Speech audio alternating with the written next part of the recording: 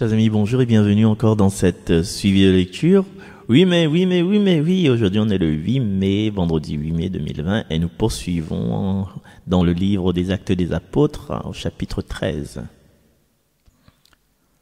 En ces jours-là, Paul vint à Antioche de Pisidie.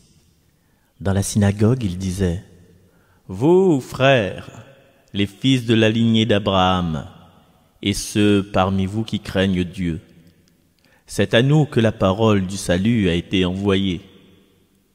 En effet, les habitants de Jérusalem et leurs chefs ont méconnu Jésus, ainsi que les paroles des prophètes qu'on lit chaque Shabbat. Or, en le jugeant, ils les ont accomplis, sans avoir trouvé en lui aucun motif de condamnation à mort. Ils ont demandé à Pilate qu'il soit supprimé. Et après avoir accompli tout ce qui était écrit de lui, ils l'ont descendu du bois de la croix et mis au tombeau. Mais Dieu l'a ressuscité d'entre les morts. Il est apparu pendant bien des jours à ceux qui étaient montés avec lui de Galilée à Jérusalem et qui sont maintenant ses témoins devant le peuple. Et nous vous annonçons cette bonne nouvelle. La promesse faite à nos pères, Dieu l'a pleinement accomplie pour nous, leurs enfants, en ressuscitant Jésus. Comme il est écrit au psaume 2, « Tu es mon fils, moi, aujourd'hui, je t'ai engendré. » Parole du Seigneur. Psaume 2. Tu es mon fils, moi aujourd'hui, je t'ai engendré. Tu es mon fils, moi aujourd'hui, je t'ai engendré. Pourquoi ce tumulte des nations, ce vain murmure des peuples?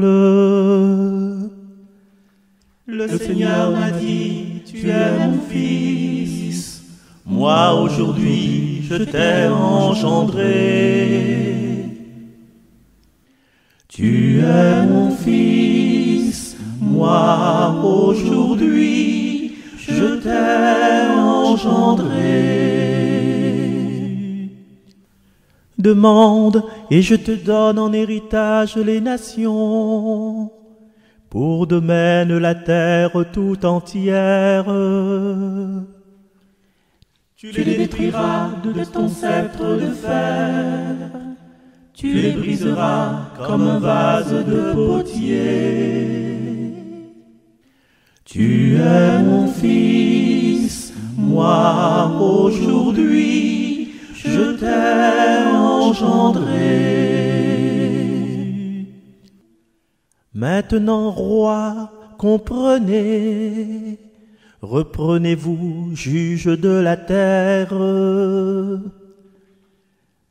Servez le Seigneur avec crainte, rendez-lui votre hommage en tremblant.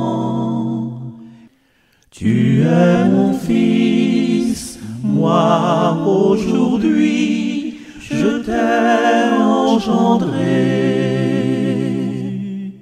Gloire au Père et au Fils et au Saint-Esprit, pour les siècles des siècles.